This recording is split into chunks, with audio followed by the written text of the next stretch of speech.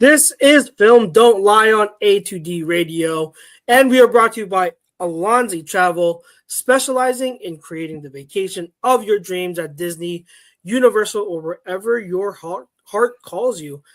Reach out to me to get a quote and start planning. My email, charles@alonzi-travel.com, is at the bottom ticker. If you need it, reach out to me. It's your boy Chucks. Mr. OGP is back this week. My friend, how are you? How you doing? How you feeling? Better than last week, I'm assuming?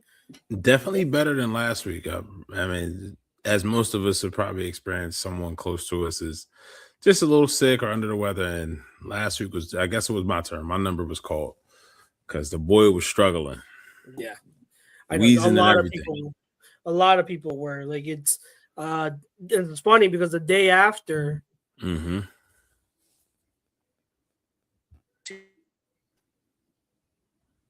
You still with me? You're frozen a little bit. Well, you good? Or now you're back. I'm back. Okay, sorry. Connection problem. You're stuck in the matrix. Apologies. Yeah, sorry. So I was doing the solo show last week.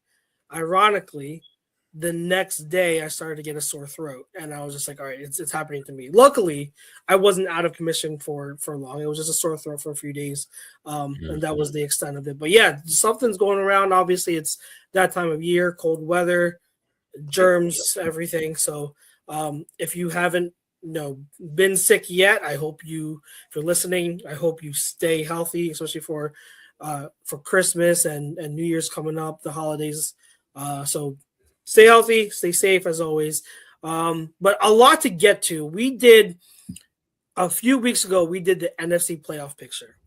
But now, after week 15, a lot of stuff has been going on with the AFC. So we figured, hey, let's dive into the AFC and see what's going on over at that conference. Because, man, we had some interesting games and stuff that happened that can really have this playoff picture for that conference really unfold. So a lot to get into, a lot to dive into, and we're going to try to touch at least a little bit on every relevant team. And I say relevant because there are some AFC teams that I really don't care for, some mediocre teams that I don't care for touching on.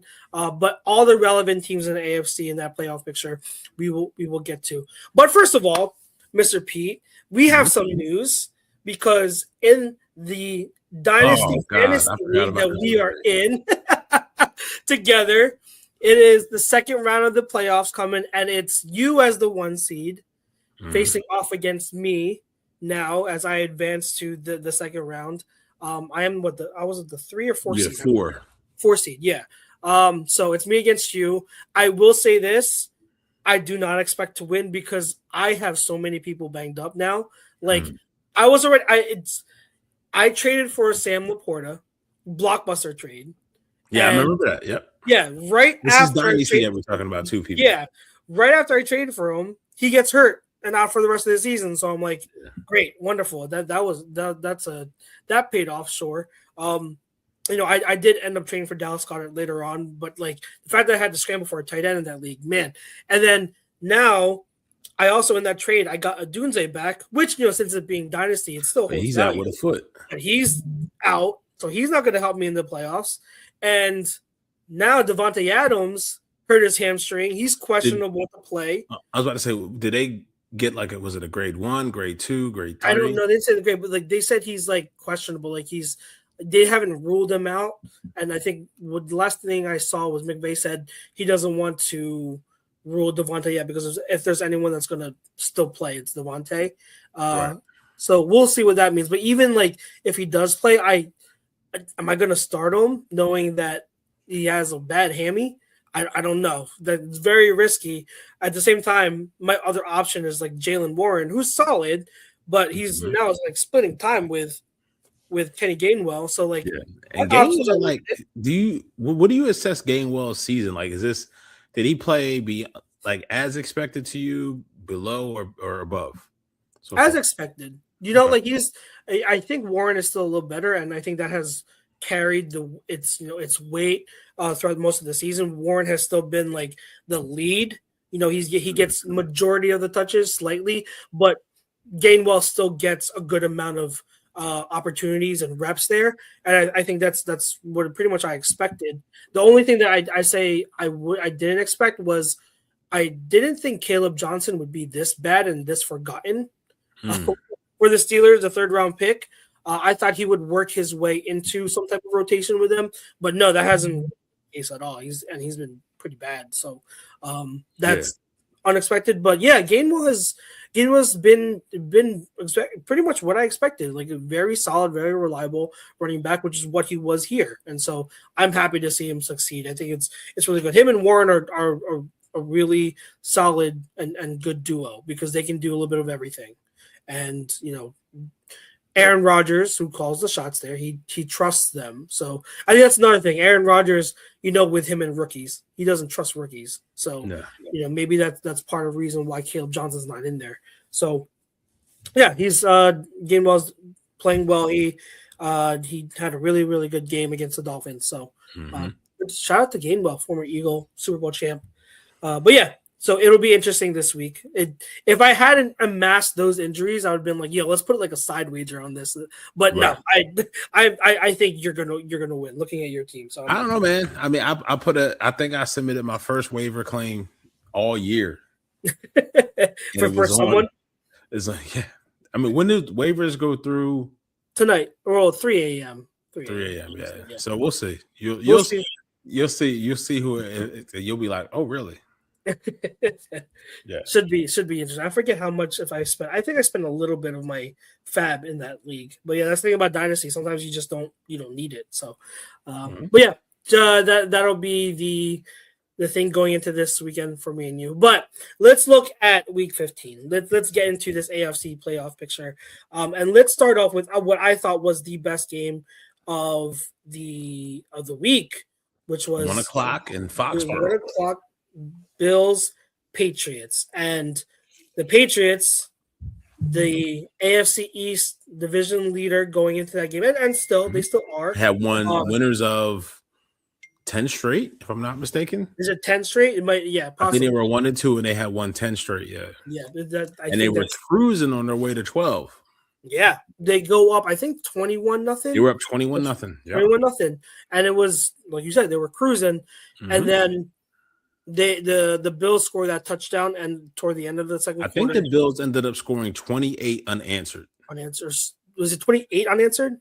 I think it was 20. I'm not saying because at one point I was looking at the Bills had taken the lead. Yeah, they took the lead. Because I think they scored a touchdown. I think late in the second. I think the Patriots kicked a field goal before halftime. And then the Patriots came back. But I could be wrong. I think it was something like that. But regardless, the Bills come back. And I think for me, the number one thing I took away from that was that, this Bills team, which it kind of falls in line with to how I have seen them, even entering this game. So how I view them doesn't really change, but it kind of emphasizes the fact that this Bills team, if anything, like their playoff hopes rely on Josh Allen, James Cook, and the running game. Like, but Josh Allen playing hero ball, obviously, and doing his Superman thing, right. Because they don't have reliable receivers. I mean, the most reliable receiver is Khalil Shakir, but he's like their slot. So, like, he's not really someone who's going to be like a top option. But it was 24-7 at half. At half, yeah, I think. And then the Bills scored 28 points in the second half to the to the Patriots 7, which was the one run. Yeah. So yeah, I think this Bills team is showing like because their defense is bad, and we'll get a little bit into the weeds of that, but. The defense is nothing to write home about. Right. And I think you could argue it's one of the worst units they've had in years. But, yeah, this is going to go as Josh Allen. For you, do you think, looking at that game, was that a game that the Bills won or that the Patriots lost? Oh, good question. mean, you're up 21-0. I understand, but more importantly, you're up 24-7. I think it's more so the Bills won because I think Okay. that the Bills in the second half, what they did was they made a really significant adjustment to defense where in the second half they mainly played cloud or two high safeties to pretty much take away anything deep. And so the Patriots really their offense stalled because they didn't really counter that. There's just one side I saw, and it's kind of telling. In the first half versus the Bills, the Patriots ran the ball 22 times for an EPA per rush of plus 0.437, which is the highest first half rate of any team in Week 15. So the Patriots are running the ball well in the first half, and their rushing success rate of 57.9% was the fifth highest first half rate of any team in week 15. So they're running well. In the second half, they ran the ball 3 times.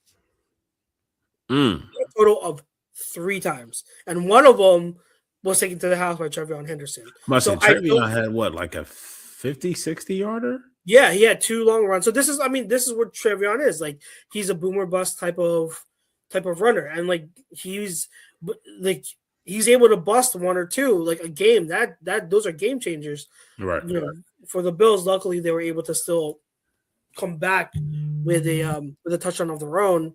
But yeah, like the Patriots, they went away from the run, and because they weren't able to really attack deep and be aggressive, they had to resort to short passes over and over, and the Bills did a good job of containing their attack in the second half. And I think that the Bills making that adjustment along with their ground game really getting established in the second half was what I believe turned things around. And we know how it is with Josh Allen. He's oftentimes when he's hero, he can do things that maybe 1 or 2 quarterbacks in the league can do. So yeah, I think the Bills won it. But like, what was your takeaway from that game? I mean, I wasn't following the game. I was actually out. I was watching the game. As the first game I watched out. We'll get as a little spot, and shout out to give them a free plug. The Mill in Franklinville, $1 wings on Sundays. Whew. Yeah, $1 wings on Sundays, and they were pretty strong, boneless or traditional. So pretty strong. But yeah, I was watching the game and kind of taking my attention away from the game because they were up 21-0, and then slowly but surely, looking at the score, and I'm looking at my fantasy because I have James Cook in a couple of fantasy leagues, which I'm no longer alive in. So I gotta go through you to even make it even on my yearly wages that I've had it on my fantasy leagues. But I take it from this is a loss that they will learn from. Vrabel to May to McDaniels in a way to not have an answer to the adjustment that was made at half that Sean McDermott and the defense did, right? Mm-hmm. But oftentimes we see this loss come in the playoffs and then they don't have another chance at it. So I think this loss for the Patriots came at the right time. I think a 10-game winning streak proves you can do it. And yeah, I think you weren't playing a first or second place schedule, right? So little easier, but you got the best of the Bills. And when you were hitting, you were up 21-0, right? So it is something to build off of. I think it comes at the right time because maybe they were feeling themselves a little bit. Heck, we even heard it here in Philly where would you give up the Super Bowl for Drake May? Like, would you trade last year's Super Bowl for Drake May for the rest of Drake May's career? Like, that's the kind of talk we were hearing here in the Philadelphia area, right? So it's one of those things to where Josh Allen, the Bills, kind of unstoppable there, right? So that's where we come. And how do you stop that, right? Because Josh does things so much out of schedule, right? That is tough to defend. Very tough to defend. So we'll see. Yeah, We'll see. absolutely, and we'll see. We'll touch on these teams when we circle back and talk about like big picture for the playoffs. We'll touch on how we view these teams in terms of making a Super Bowl run. But yeah, I come away from this. I don't think anything less of the Patriots despite the loss. Like I still think they are what I saw them as. Similar to the Bills. I who said, I forget one of the podcasts I was listening to, but like it's a game where obviously a team had to lose, and so Right. despite the Patriots losing and in very frustrating fashion because it was a huge comeback, I still think they are still a good team and one of the top teams, one of the better teams in that conference in the AFC. So despite the loss, I still do think they're good. And so this is more of just the Bills reinforcing who they are. And we'll talk about what we think about what their ceiling is for the playoffs. So anything else from that game you wanted to touch on? No, it's hard to take away without watching the game. I didn't do a deep dive into it. But a lot of times in this league, then you have to learn how to win, right? And I think like it's something to be said about a younger team, an upcoming team, to kind of have that heat check a little bit. And I think the Patriots will come out better from this, to where they're in that situation again and they don't make those adjustments, because how do you go from 24 points in the first half to 7? You know what I mean? So I don't think they make that same mistake again, but at the same time, like how far can Josh Allen and James Cook and the hodgepodge of wide receivers, how far can they take the Bills, right? Because if you we're going to take a look at this playoff picture in a little bit, it's kind of like a who's who, because trust me, the other team right now that's sitting in the 1 seed in the AFC, I don't know how much I believe in them either. And I know the QB1 for that team, you're not a fan of at all. So maybe he's getting a little bit better, but man, they're winning some games by the skin of their teeth. So it's one of those things to where I feel like the Patriots are almost the Eagles of 22. Is that a fair assessment? To where Okay. kind of coming out of nowhere, but has some talent, has some promise, but they're also benefiting as well from the schedule a little bit, and they just got hot. And I think that heat check came in at the right time, because now, I mean, they still have a 2-game lead on the Bills in the division. 1 game. Are the Bills 10-4? So I think, let me see, hold on. The standings. The Patriots are 11-3. The Bills are 10-4. Yeah, 1 game ahead. Let me go look at the remaining schedule for these two teams. I would be shocked if the Bills catch them, because if I'm not mistaken, I think the Patriots still have to play the Jets again. If I'm not mistaken. Whose schedule are you looking at right now? I'm going to the Pats first. Okay, I'll have the Bills. So the Bills play the Browns, us, obviously, and then the Jets. So, I mean, they have 2 quote-unquote gimmies. And then, a tough one against us. Yeah, so, I mean, who do the Bills have this week? The Browns? Browns. All right, so after this week, depending on which version of this team shows up, they could be tied for the division lead, because the Pats are on the road against the Ravens, and that is the Sunday night football game. And then they have the Jets in New York, week 17. And week 18, they have the Dolphins at home. So they have an easier schedule. So the chances are they still will win the division. If you're looking at because the Patriots would have to lose too. So they're getting ahead. Yeah. So That, I mean, and sometimes one thing about Josh Allen teams and the Bills and Sean McDermott, sometimes they do play down to the competition. And so I'm curious, like I expect them to beat the Browns, but I also would not be shocked to see if the Browns made that a game. And potentially because it's in Cleveland. Yeah, I can see that. Because the Bills lost to, didn't they lose to the Falcons? Not only lost to the Falcons, that was a Monday night game, and the Falcons Monday night, right? Yeah.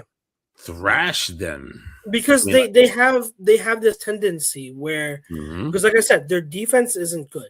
Their defense is not great. They have a really bad run defense, and when they get away from the run, they get in trouble because they don't have a bona fide top wide receiver or a receiving option even. It's more of just like a bunch of like who's it's and what's it's right? like average to maybe slightly above, but it's no one elite ever since Stephon Diggs left. Yeah, ever since Diggs left. I mean, like I said, I think their best skill position, their best receiver is Shakir, but he's your slot receiver. Like he's not.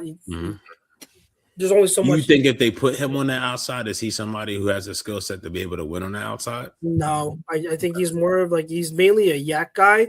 That's his thing, and so he doesn't have that long speed to be a like if you had him as a movement Z, he still doesn't have the long speed to be able to win like that on the outside. Long speed and then like one-on-one threats on the boundary. So I mean he's your slot guy, he's your yak guy, and he's really good at it, but he's one of those receivers who we talk about like slot only. As opposed to best in slot. So he's your best receiver. I don't know. I mean Keon Coleman is not, he's been a disappointment. And you have Kincaid, okay, he's like a solid tight end, but like this is why they have to be that run first team, because when they're that run first team, they're able to use that and then not have to rely on the passing game being like oh, save us Josh all the time, because you know how they get in trouble when they get into that mode.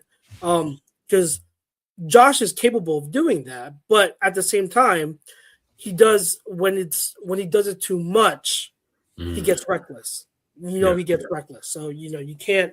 They have to be that run first team, and not only so much to open up the lanes for the passing game, because they don't have any man beaters really, so they have to do it with scheme. And the way that they can do that is the success of the running game takes pressure off the passing game, but then also what happens is if you're able to stop the run and then you start forcing Josh Allen to make these throws, or the other side of it is put his body in harm's way.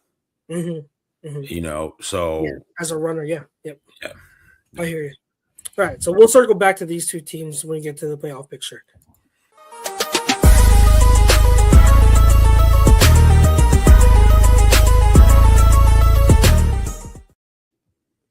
So as we get into our next topic, we paused it for a second because we had to take a little break, but we go into our next game. We wanted to cover the actual number one seed in the conference, which we definitely had to touch on, the Broncos as they beat the Packers. What was the final score of that? I didn't even know. It was 31-28. Okay. All right. So I could be wrong. Give me 1 second. I was just there. I should double check these scores. Oh, 34-26. 34-26. Okay, cool. Yeah, so they beat the Packers 34-26. A game between two of what we consider contenders as well. We'll get to the Packers, and implications for that, probably in no huddle, with them being an NFC team, which huge implications from this game. But I'll lead off with this, Pete, because I think you alluded to it. How I'm one of the biggest Bo Nix critics that you'll find. It has nothing to do with me thinking he sucks. I don't think he sucks. I think Bo Nix overall has gotten a little bit too much hype for my taste, where he's kind of struggled with more portion of the success than he didn't deserve. Yes, correct. Okay. And they're rooted in tangible things, because you look at the main thing for me is like he's horrible passing deep. Like his numbers when he's throwing deep are just bad. They're really, really bad.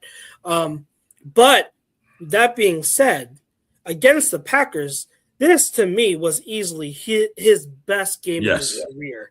He was, as I was watching, I'm like, yo, you're balling. Like Bo Nix was Franklin. Yup. Franklin, he had a touchdown to I forget who it was. I mean, Sutton caught a touchdown. I think it was the one pass to I want to say it was Franklin in the third quarter. It's like it was like an intermediate touchdown. It was like between 20 and 30 yards. And it was very similar to the route that AJ caught his touchdown pass on Sunday. Yeah. And Nix rifled it in there. Yeah. Nix was passing deep. He was being aggressive. And this is a type of game plan approach and type of execution from Nix that people like me want to see in order for me to believe in that team. So if he continues to play like this and Sean Payton calls games like this, yeah, I will buy into them as probably a favorite, if the top favorite in the AFC.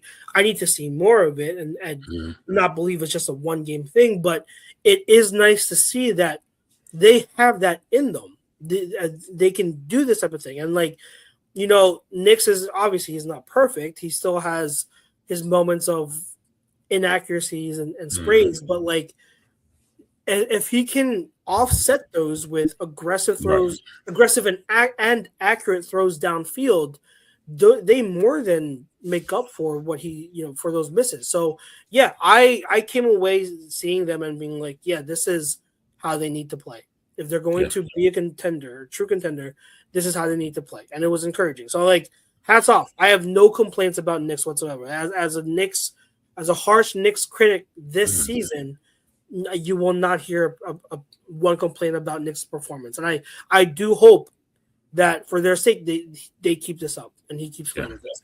I think they need to, because if they have aspirations to make it to the Super Bowl, and at this point you're 12-2. If I'm not mistaken, 12-2 at this point. I think they're 12-2. If you have aspirations at 12-2, which you should, I think I understand the defense travels, but the defense hasn't been as stalwart as it has. You definitely have a better chance to have everything go through Denver. If you have everything go to Denver because of the thinner air, you're just accustomed to playing there. I mean, we will see. Anything can happen, but it was Knicks' best game in that moment. And it'll say, like you talked about, it alluded with the Packers, the loss of Micah Parsons for the year, and the defense, while good on paper, it him being there made everyone else's job easier. Let's say it, all right, the Eagles played the Raiders, right? But yeah, they were out Jalen Carter. They were out Jalen Carter for the Chargers game. Still had 7-8 sacks. So you have a litany of guys, and you have Rashad Gary, you got Edgerrin Cooper, you got Quay Walker, but it's for whatever it is, it's not the same. The defense doesn't now without Micah. It just doesn't have as much bite as it before. I mean, because you don't have the players at every level now to kind of hide that, right? So, in that game, and Love was playing well too. But then also the other thing, Christian Watson went down again. I did read it's not a serious injury, but again, he's had these injury concerns, and that's what's held him back. And who's to say that he won't?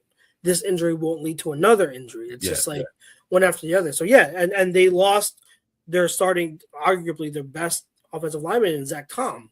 Yeah, I haven't seen an update on how serious his injury is. So they're feeling it. The outlook on the Packers, it's so crazy because since the season started, I'm out of us two, or out of a lot of people we know, I am probably the one that has been defending the Packers and hyping them up. Mm-hmm. And this completely changes things. When they lost Kraft, I took a step back from them and I'm like, I don't see it. But then they started to play a lot better, even in his absence. Mhm. Play calling was better. Jordan Love kept being his usual self. The defense was bogging down. They got Christian Watson back. They just got Jaden Reed back last year, Mhm. who's now like the yak guy in Kraft's absence, and now this happens. And I'm just like, Yeah.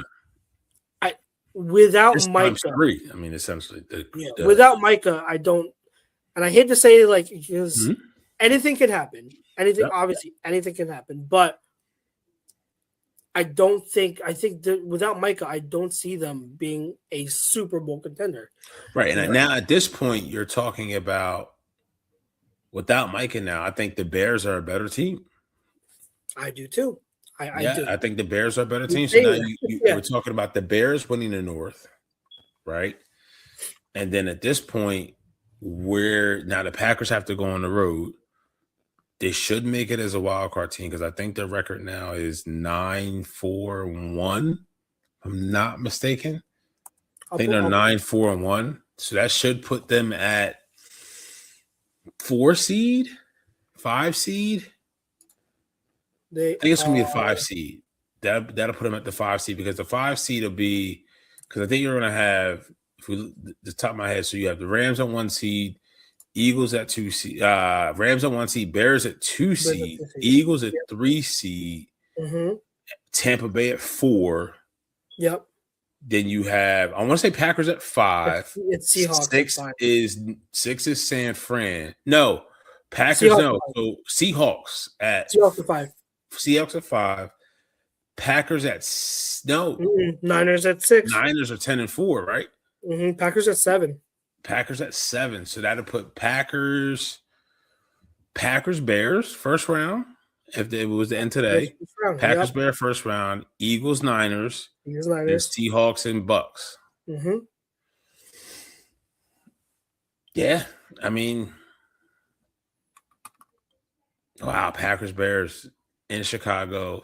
That'd be fun. That's wow. That'd be fun. They still play each other one more time, I believe. So right now, I would say the biggest outside of anybody who's a Seahawks fan this upcoming Thursday, because the Rams and Seahawks play Thursday night. The next fan base that's going to be cheering, the next area of the country that's going to be cheering the hardest for the Seahawks is going to be Chicago. Because Chicago is what, 10-3? 10-4. 10-4. Yeah, 10-4. Who's the Rams? Right. They just lost to the Packers. Yeah, they lost to the Packers last week. I keep trying to get it right. One less loss.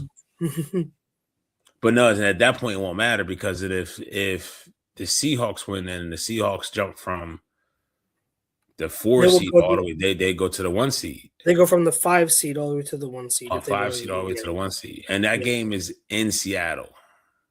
Yes. Yeah, it's in Seattle because remember they played, and we talked about this game on Film Don't Lie that week. They played in LA and Darnold had a Darnold-esque game, and they still had a chance to win the game. Yeah. So it's going to be really interesting. But it was an injury bug all the way around for the NFL. Key players too. I mean, and you're more than 2/3 into the season, and now you have Mahomes out for 8, 9, 10, maybe 12 months. Parsons, the same thing. So even now, if you get these players back at any type of status of 2026, they're not going to be 100%. Like we all know, ACLs, you could come back from them, but you don't get that back until usually the following season. Or even later that year. I mean, you could be close to 100%, but it'll take a little bit. It's going to take a little bit to get there. So I mean, Devontae, like you said, when you kind of talk about our matchup, like Devontae's not. He won't be 100% for the rest of the year. Yeah, because of a hammy. Unless if they sit him, I mean, it's tricky with it. We all know with hammies, it's tricky. So like, we'll see if they sit him and like maybe he heals up. Maybe for the playoffs, he'll be, it'll be fine. But you don't know. Yeah. All right. So let's get to. So we covered these two games. really these two matchups. These were the premier matchups in the AFC. Let's now take a look at a whole, as the playoff picture as a whole, and I'm gonna let's get into some of these teams individually and what we see as their like ceiling or how we see their projection moving forward into the playoffs. So let's circle back over now to the Bills, right? Who sit at 10-4 in the wild card, but they just had that big win against the Patriots. Is this the year they have to do it? When you consider no Mahomes for the Chiefs, Lamar and the Ravens they're on the outside looking in, and they don't even look as close to the same offense as they had been. Yeah. So is this like, as a Bills fan or even as the Bills team, is this the year you have to be like, we have to win it this year, or it could be like no, you know? I would say have to, no. Would they like to? Yes, but I also So you take a look at it on one side, Mahomes, Jackson, they're not even a factor. Burrow is not a factor. So you're looking at this first column and division leaders and even the wild card, like outside of Josh Allen, none of these other quarterbacks for these teams have been there. They haven't done it before, right? Exactly. So for the Bills, it's like, would you like to? Yes. Do you have the strongest team in this situation? No, but you have by far the best quarterback. And I mean, the Pats better not slip up, man. Because if the Pats slip, if the Bills get a home game and they're sitting at that 2 seed when it's all said and done, and we're gonna figure out what kind of team the Pats are these next 3 games. Yeah. That will bode very, very well, because if you're telling me, if I'm looking at this now, if you're telling me, well, let me see. Hold up. Time out. Stand by. Because so outside of flip-flopping the Bills, I'm looking at 2 other teams on the opposite sides of the column that I don't know what their schedule is remaining last 3 games. But if it goes to where the team to the right and wild card can overtake the team on the left, that's a completely different story. Which team are you talking about? Obviously, the Chargers can't. The Chargers aren't catching the Broncos. I don't think. I think a 2-game lead. The Texans. The Texans. Yes. All right. Yeah. So let's get to it. So, well, I'll say this for the Bills. Let me finish my thought on the Bills. Go ahead. I think I would say they have to. I think this is like you're talking about. You're talking about like they've never been able to get over the hump, which was Patrick Mahomes and the Chiefs. Right? That's always a team standing in their way. They're not there. Yeah. All right. They're not there. Best Lamar opportunity, Ravens, not the best team that you have for the opportunity. They may not be the best team, but if you're looking at it like this, you alluded to it. Like, they have the best quarterback in the conference now. And if Josh Allen, who I believe he is, they're the best quarterback in football right now. Honestly. Right now, currently. Yeah. If I'm looking at Josh Allen to be the elite guy that he is, he has to find a way. And part of it is going to be relying on the run game and James Cook, because James Cook is one of the top running backs. And then was it Ray Davis? Him and Ray Davis behind him, yeah. And then Ty Johnson as like their pass catching back. So like that run game has to be what gets. And the O-line has to continue to play the O-line. Yeah, so they have a good O-line, and so like the defense has to be able to just make. And I've said this before. If you don't have a top defense, how do you win in the playoffs? You have to be opportunistic and make plays when needed. Like give your strength the extra possession, one if not two a game, and Josh Allen will take care of it. So that is their path. That is how they're going to be able to pull this off. And I think they can, but it is a tall task. But if you're looking at this, like this is their opportunity, because it's right there for the taking. Yeah, they might be the wild card, but Josh Allen and company, you're not telling me like that with their playoff experience that they don't mind doing that. Like they'll win on the road. They'll go on the road and win if they have to. They have to be able to take advantage of this season, because if not this season, like how many more opportunities are you going to get where you have Lamar and Mahomes out of it, and the rest of the QBs in the league are or in the conference are just inexperienced. You Yeah. don't have that. So yeah, this is going to be like the prime opportunity. You talked about the Texans, right? Mhm. So are the Texans? Can the Texans? I'll pose this question for you then, framing it, because when do they play each other? Do they Texans and Jags? They play No, each they other? don't. They don't. Okay. They're No. done. That's Okay, so. right. So say I want you to say your point about the Texans, because then I have a point about the Jaguars. So the go ahead. question is, yeah, because this is the most intriguing division right now between Jags and Texans for the AFC South. Is the Texans offense going to be solid enough to let that elite defense, the best defense in the league, carry them to the Super Bowl? No. Super Bowls, maybe, but here's the thing. Looking at the teams on the left, no one has an easier path to run the table than the Jaguars. And it all starts this Sunday. And we're going to find out if they're real or not, because I'm looking here at the Jaguars. Yeah, They are on a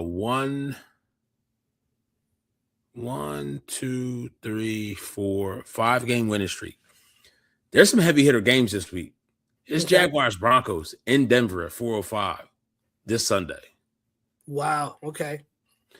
And the reason why I say that, because if they somehow can come away with the win in Denver, then they have the road again against the Colts. Who knows what kind of condition they're going to be in, and they close the season at home against the Titans. The Broncos have Colts. They have Jaguars, Chiefs. The key is they close the season with the Chargers.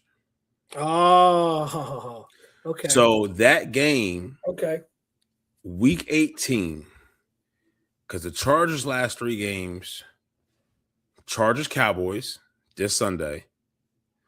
God, these motherfuckers made this schedule. Week 7. Well, what's this week? This is week 16. Week right? 16. Oh, yeah. Week 17. Texans Chargers. Saturday game. Then they close out the season on January 4th. Chargers in Denver. So hence why I say you can never fully take it for granted, because the last 2 games of the season for the Jaguars are division games.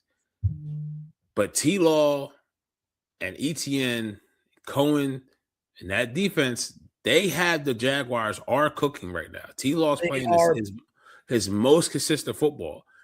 If I truly believe, if they come out with a win on Sunday, there is a path for the Jaguars, when it's all said and done, to be the 1 seed. Because I think I can see it. Yeah, I think the Pats are going to drop a game. Yeah, they would need the Pats. Yeah, that's what I'm saying. They would need the Pats to drop a game. I mean, arguably 2, right? Because I don't know what the tiebreaker is for them if they both have the same record, because I don't think they played each other this year. I don't think they have either. Yeah, I'm looking at the schedule now. I'm not sure what the tiebreakers are. I mean, I would go through I would say I had to say maybe it wouldn't be divisional record; it had to be conference record. I don't know what. Let me see. And the Jaguars' losses have come to. They lost to the Rams. They lost to the Seahawks, 2 NFC teams, and they lost to that. They lost to the Bengals in week 2, which I know Cohen probably wants that back because they had that game in hand. So that's 1 AFC loss, and then they also lost to the Texans. So they have 2 conference losses, 2 non-conference losses, And then the Patriots have, who did they lose to? They obviously lost to the Bills. That's a conference loss.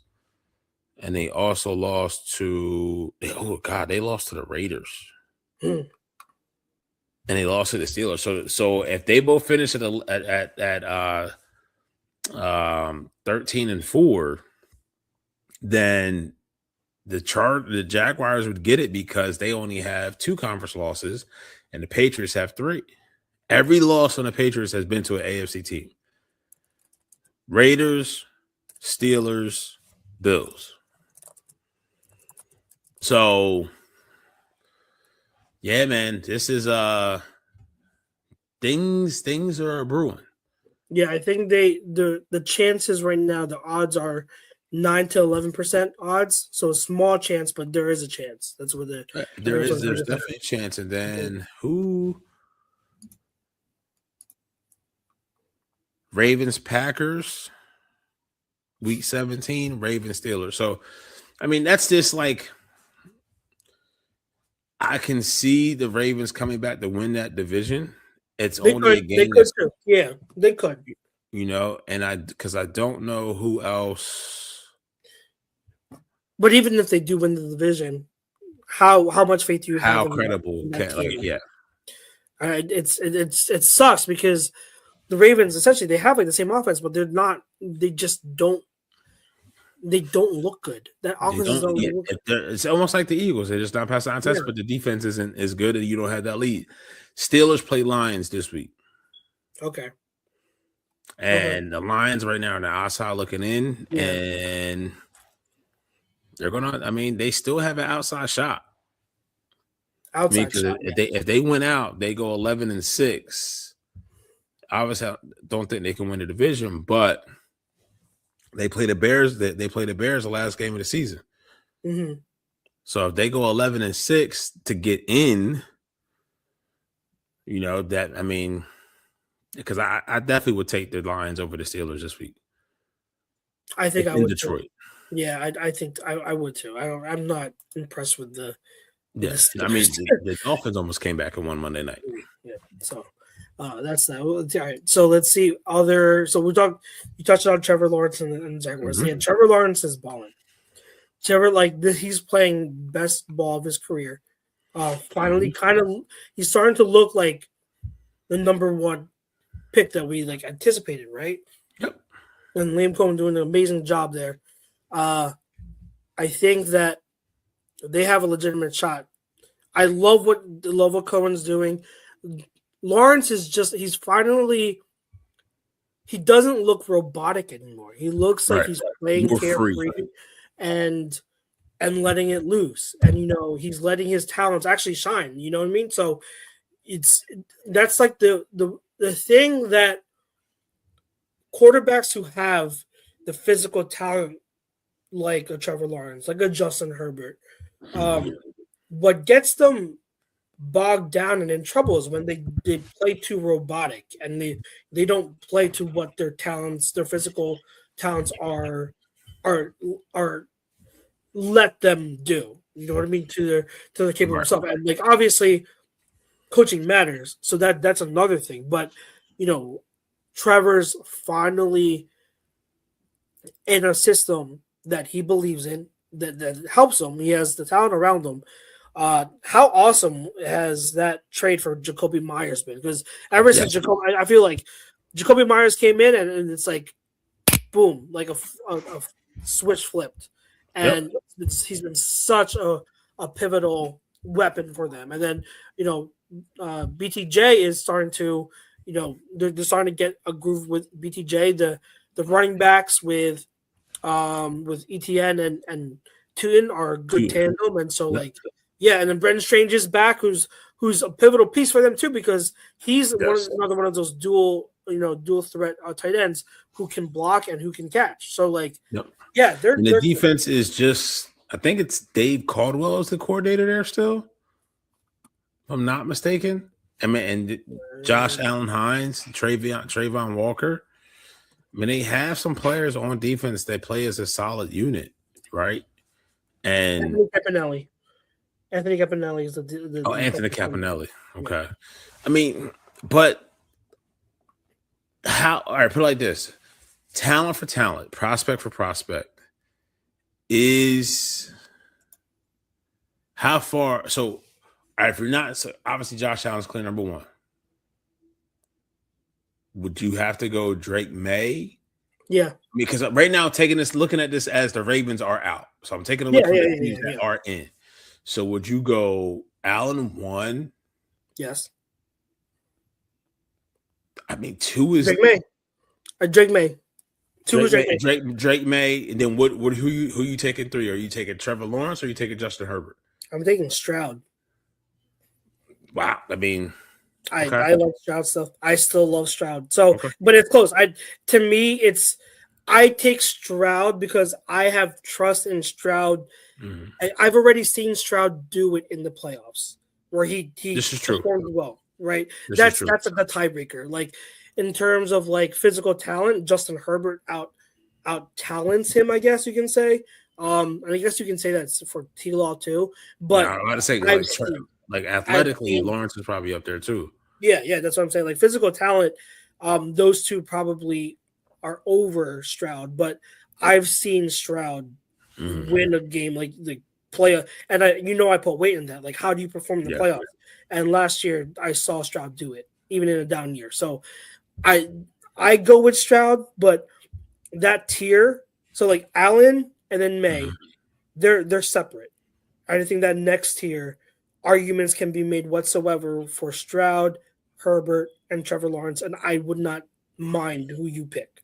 I would not mind. If I were to pick, I would go Stroud, Herbert, Lawrence. That would be how I do. And the crazy thing is, and I would say Jacksonville.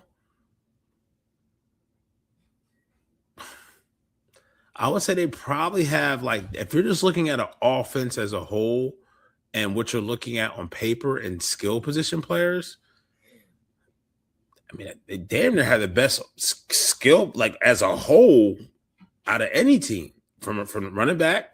If you look at it as a conglomerate, right? Running back, tight end, wide receiver 1, wide receiver 2, Brian Thomas Jr., who's healthy now, Jacoby Myers, and Trevor Lawrence, like that as a whole, and then their O-line. I mean, and then the play caller. We've seen Liam Cohen do it. Yeah. So they are legit. I think the Jaguars are now, like, how much do I trust that youth and experience against the likes of like a Bills? I don't know, because I think the Jaguars that's tough. The thing. That's tough. And like the Jaguars have a better overall team, I'd say, than the Bills. Yeah.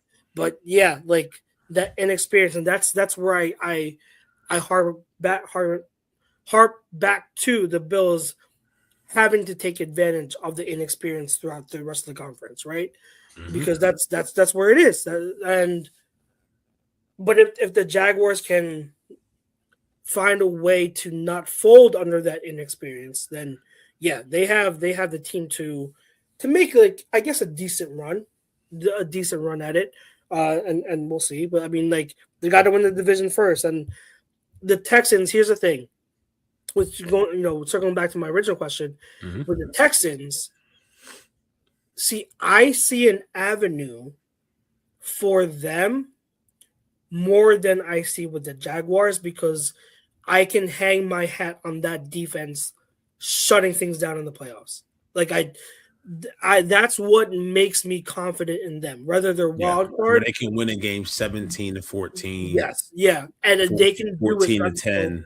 Yeah. So if I'm looking at the playoffs and I'm talking about, okay, who do I see as legit contenders? Right.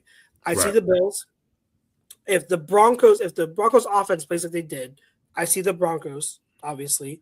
But then it gets into a conversation, and I think it would be close between the Texans and the Patriots. And I think, gun to my head, I would say the Texans, because the defense is just so elite, best defense in the league. And I've seen things from that offense to where now I think they can be stable. That offensive line is still a worry. Absolutely. But I think they're putting things together to where they're masking the deficiencies of the offensive line. And Stroud knows that if he can just make enough plays Right. to Nico Collins where they connect just a set several times a game, that is enough for that team to win games, like you said, 17-14, 20-14. Like that's all they need to be stable and do just enough. And like I said, with Stroud, I've seen him perform well in the playoffs. I know he can do it. So I have like that's me. Like I still think like defense is elite, offense not, right?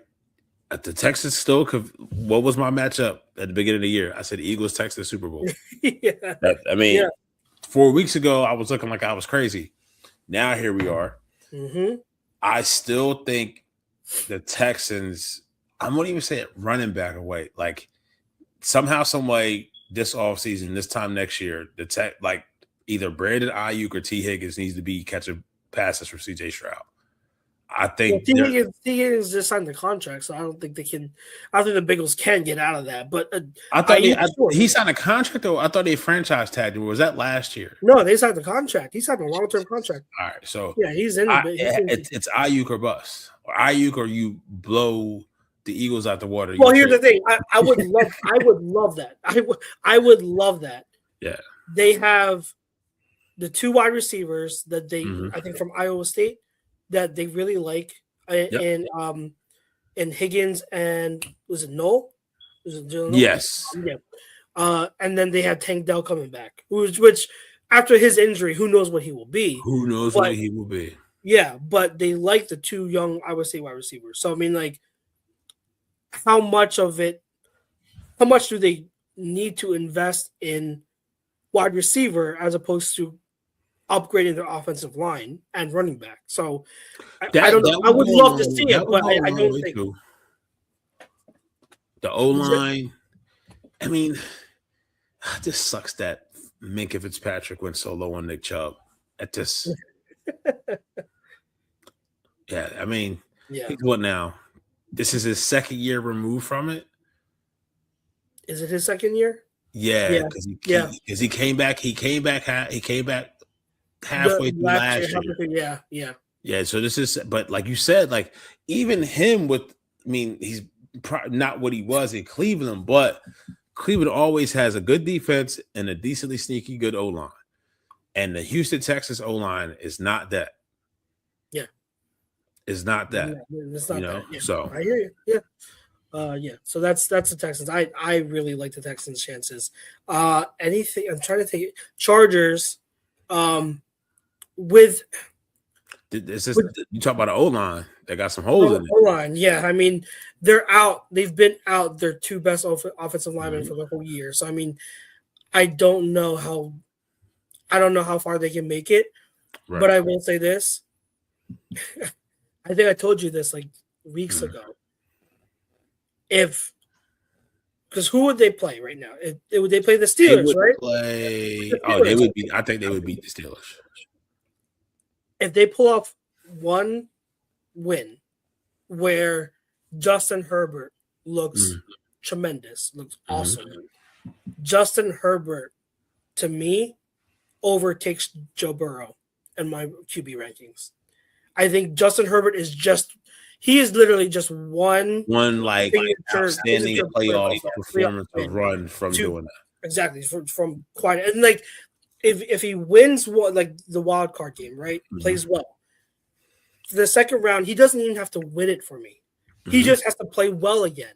If he plays well, but the Chargers lose just because they don't have enough ammo, to me because I mean, let's be honest, Justin Herbert has never had what Joe Burrow's had from a skill position perspective. Yep.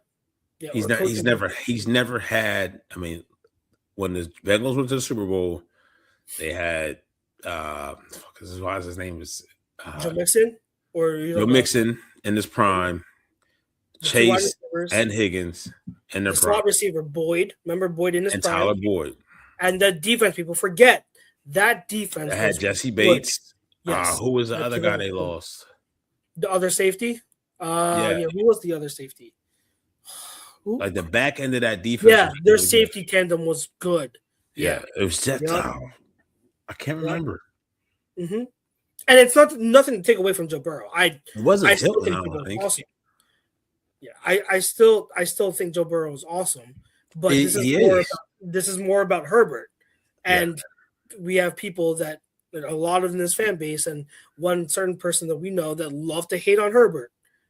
I am a Herbert defender, and he is literally just one playoff performance away, signature playoff performance away from me saying, "Told you, like you can't get on him anymore because he's done it." So, yeah, that's for the Chargers. So, I mean, any more takeaways from your end when it comes to the AFC playoff picture? No, I mean, we did a whole hour. Yeah, we did. It's going to be a lot of fun. I mean, like the NFC, we talked about NFC a few weeks ago, and that finish is going to be awesome too. But I'm really excited to see how the AFC South finishes out. Like Texans and Jags, man. Like I am paying really close attention to both those teams and see how they went out. All right, let's get to No Huddle. Let's get to. I was gonna do some clips, but since we're already at an hour, we'll hold it off. But you want to lead anything off for No Huddle?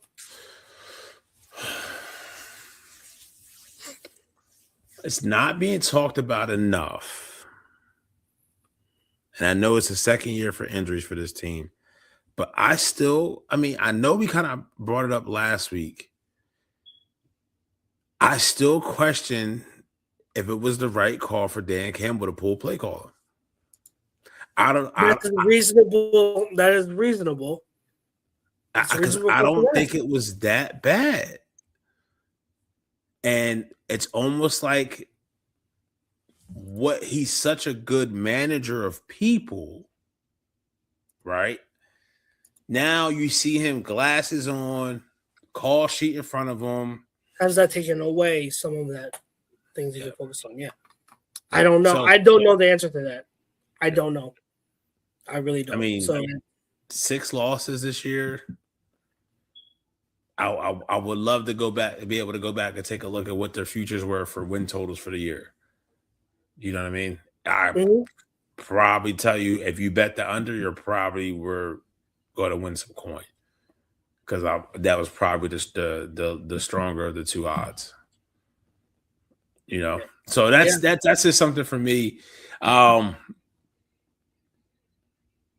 Niners, man, I don't know how they're doing it. Defense isn't that great. They're just it's getting by. They're just trucking along. Kittle's back. He's healthy. McCaffrey's healthy. I mean, we'll see. Could they have? I don't know what their last 3 games is, but this is a 3-headed monster race for the NFC West.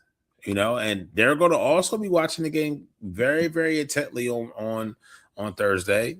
Now that I say that, let me just go take a look at who they have, because they're probably, if the Rams and Seahawks are playing each other now, that means most likely or not that the 49ers are going to be playing the Cardinals at some point. So they go Colts in Indy, Bears home, Seahawks home. Ooh, those last 2 games.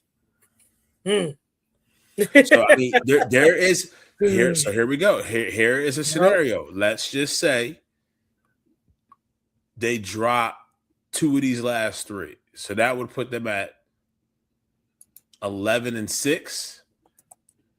Let me look up the playoff. So that's 11-6. If we take a look at the Lions schedule, because the whole reason why this schedule comes out like this is the NFL wants week 18 when it comes around for people to still be playing with something. Yeah. So you got Steelers, Lions. So that if they win that game like we think they should, that gets them to 9-6. 9-6. Lions, Vikings in Minnesota. That's a division game. We never know what's going to happen. 10-6. So 10-6. Then they close the season. Lions, Bears. So Bears have Bears have Packers this Sunday. Never know what can happen, even without Micah. Yeah. We just talked about Bears, Niners on the road. Then they finished Lions Bears. That last game. So if the Lions can, if they win out, they get them to 11. I mean, they're playing with house money now. At this point, Yeah. you can't lose. You can't drop that. You can't have a loss at 7. Yeah. You can't have 7. You know, you don't get into 7. You may get in with 6. You gotta handle your business one game at a time. Yeah, if they finish with the same record as the Niners, I do wonder who gets the tiebreaker there. I don't know. I think if I'm looking at the playoff probability, I'm assuming the Niners, because the playoff probability for the Niners is 98%. So that tells me that they have the tiebreaker, but I could be completely wrong. Like I don't know, but that's very, very interesting. And then the Packers, as we all know, they're a 9-4-1. So if they stumble, the Lions can still overtake the Packers. And Rams is taking a look at everything all together. Rams, Seahawks Thursday. Then they get the mini bye. Then they go Monday. They actually get the extra day because they're Monday night on the 29th. Mm-hmm. Falcons. Depending on what fucking Falcon team shows up. Yeah, which one? Which one with Kirk Cousins? If it was the team from last Thursday and Kirk Cousins is doing that and Kyle Pitts is going crazy, and it's in Atlanta and the defense is tough, and without Devontae, I mean, Puka is just different, right? And then also here's the other thing. Who was the defensive coordinator for Sean McVay for years?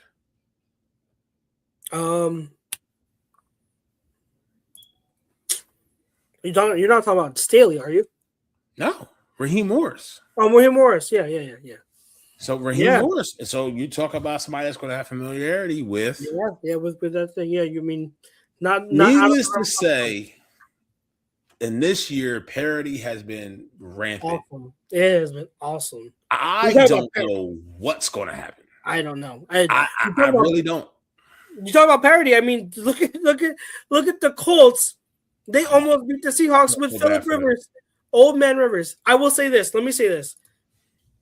I think if Rivers was borderline Hall of Famer before that, I think just based off that game, he should be in the Hall of Fame. Yeah. That's insane. And we sit here, we talk about the Seahawks, right? We love the Seahawks. We love their defense. We love K9. We love JSN. That is the type of game you can have from Sam Darnold when they're 13-point favorites. You know what's interesting, Pete? Ever since they lost to the Rams, Darnold has been playing very, very. He's shaky. I'll say nervous. Yes. Conservative. I think Ben Solak put up the stat, I think, where Darnold was leading the league in tight window throws before leading up to the Rams game. After the Rams game, he's near the bottom. So he's very tentative ever since then of throwing those tight window throws. And I get it, but Sam Darnold has always had awesome arm talent. Yes. And he's always going to be someone who's going to be turnover prone.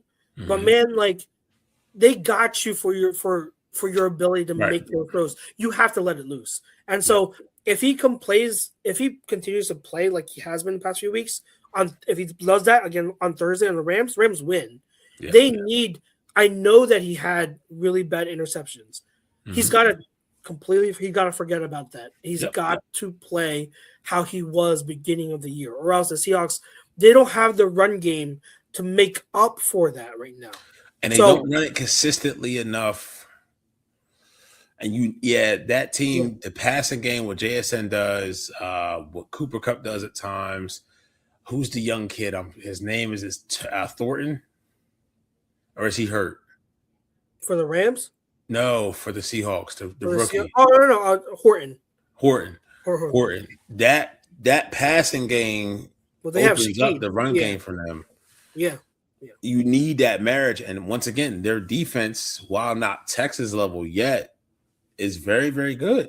I think they're second best defense in the league. So defenses right now. All right, put like this: defenses from a personnel perspective and the play call that's calling the defense. Give me your top 3 in the league. Obviously, one is Texans. 2 is Seahawks, 3 is Broncos. Okay. Yeah. So where would you put the Eagles' defense in that?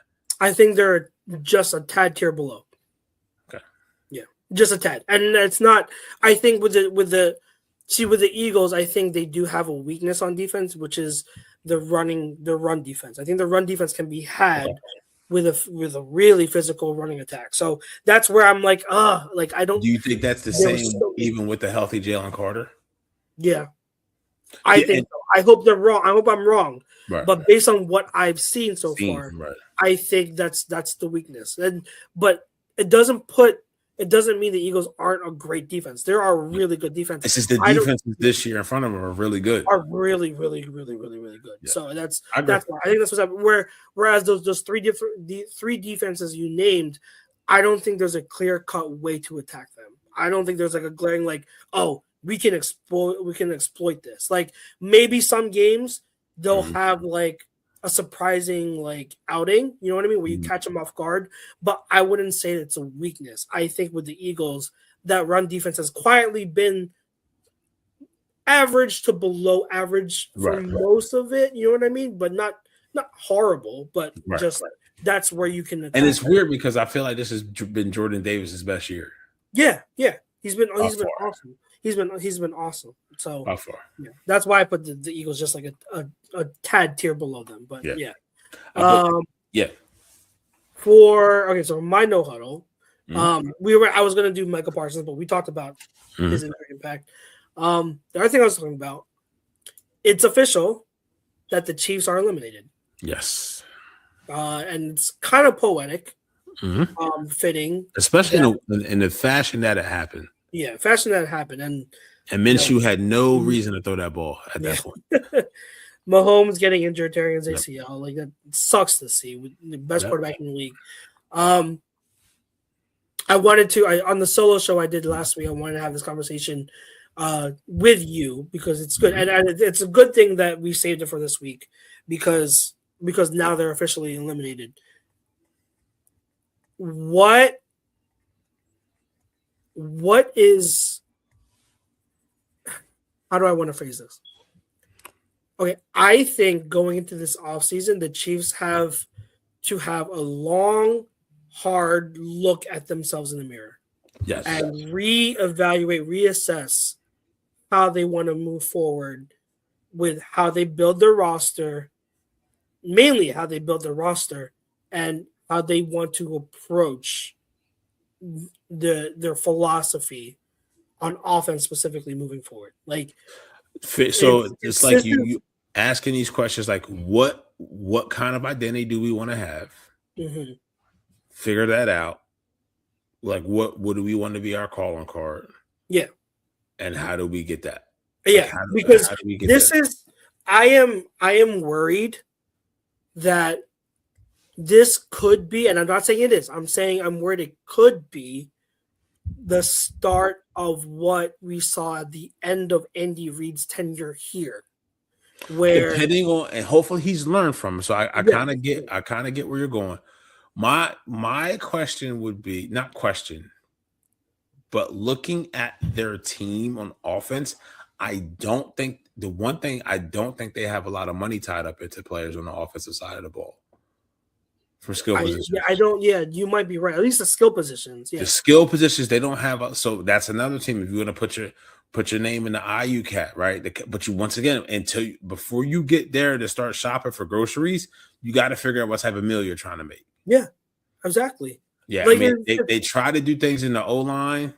Obviously, Creed Humphrey's a stalwart, but have a guy to right with the tackles.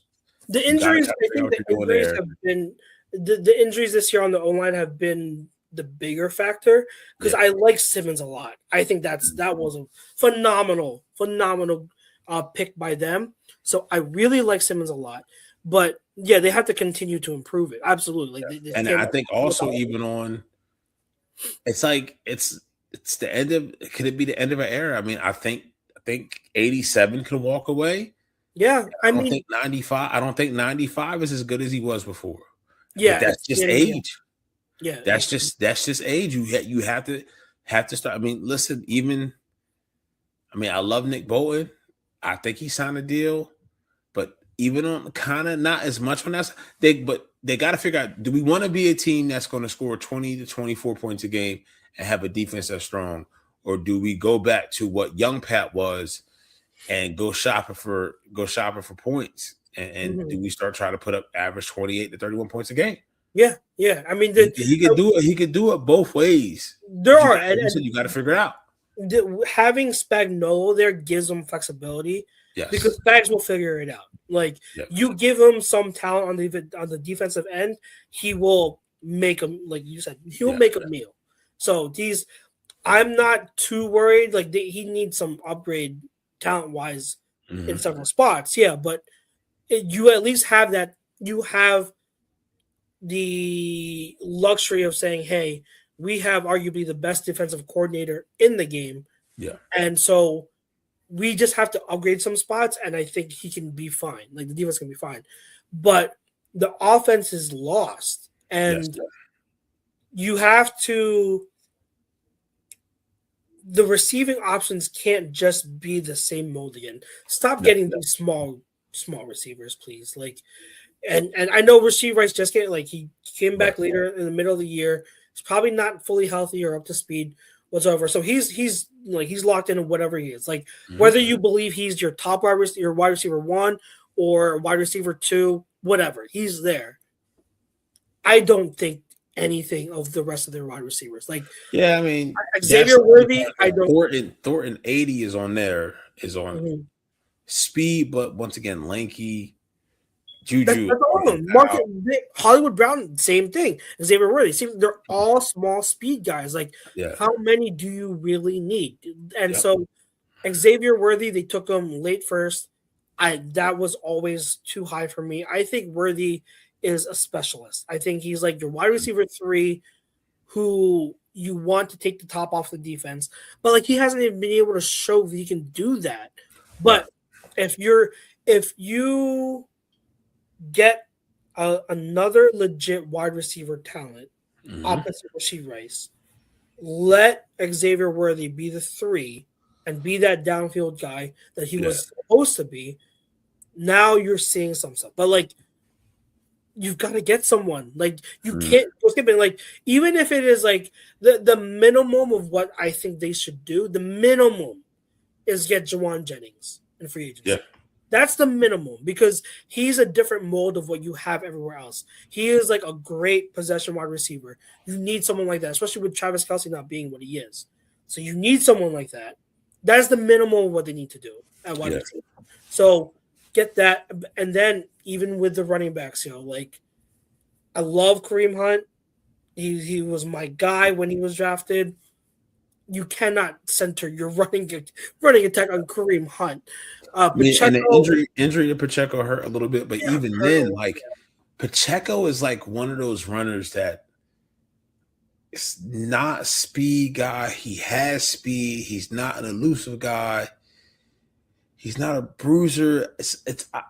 I think he's one of the most, if not the most unique running back as far as running style in the league. Yeah, absolutely. But you can't have him. His rookie year, like he took the lead by storm because people didn't see this coming, right? Right. But I think with injuries in his running style, like it's not sustainable long term. You can still have a role for him if he comes. I forget what his contract is, but like, I think he's going into his last year. Okay, so last year, you can still have him be part of like a committee, but you need juice out of the backfield, and maybe Brashard Smith will supply that. But Brashard Smith I think he's undrafted. Like he's not. Like, come on, get some real juice back there. You think they could be in on a kid from Notre Dame? Jeremiah Love? I don't think they're going to pick high enough. Yeah, I'm about to say I think they'll go top 15. So they're going to have to make it's weird for them because this year they're going to have to make it. They have to make a commitment to spending money in free agency, or using draft resources, or a little bit of both. Yeah. And kind of realize like, hey, we gotta restock this cupboard. And you've got to really like stop Stop going Now, to Walmart for your what would be scary?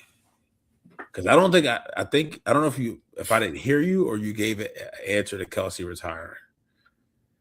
But yeah, go ahead. I think they can also be in the Kyle Pitts sweepstakes, and that would be scary. That would be scary. That would be another one. Yeah, that would be another one. There you go. Juwan Jennings, Kyle Pitts, like, yeah, that type of impact. Absolutely. You're talking about free agents. I mean, this free agent running back class, as it's projected to be, you're going to have guys like Breece Hall and Kenneth Walker. Get one of them. Yeah. Like, can you imagine Breece Hall in that backfield?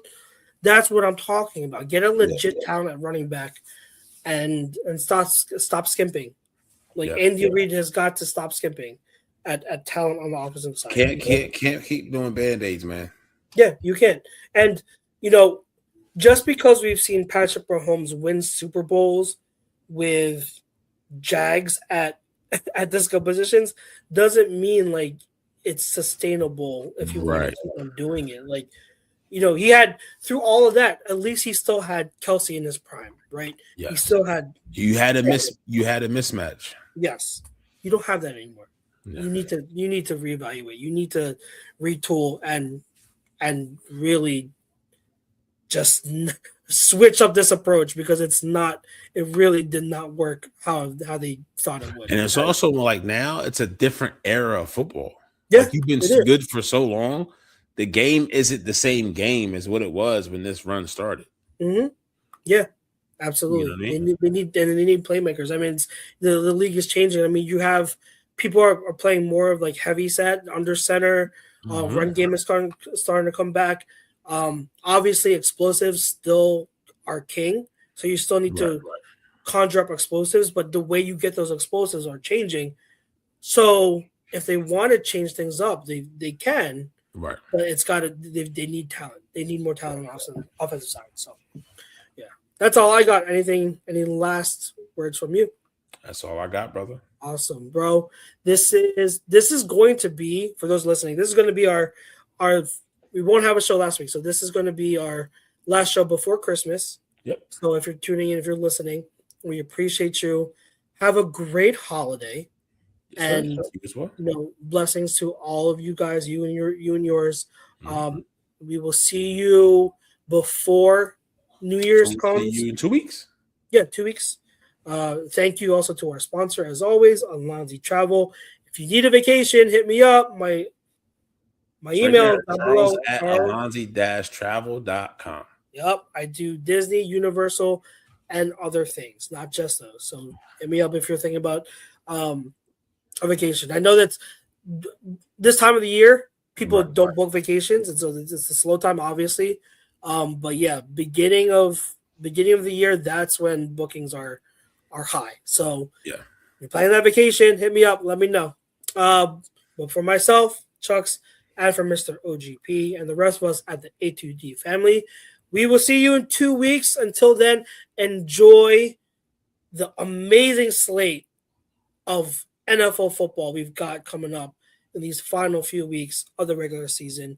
And we will talk about what we witnessed in 2 weeks. Until then, peace out.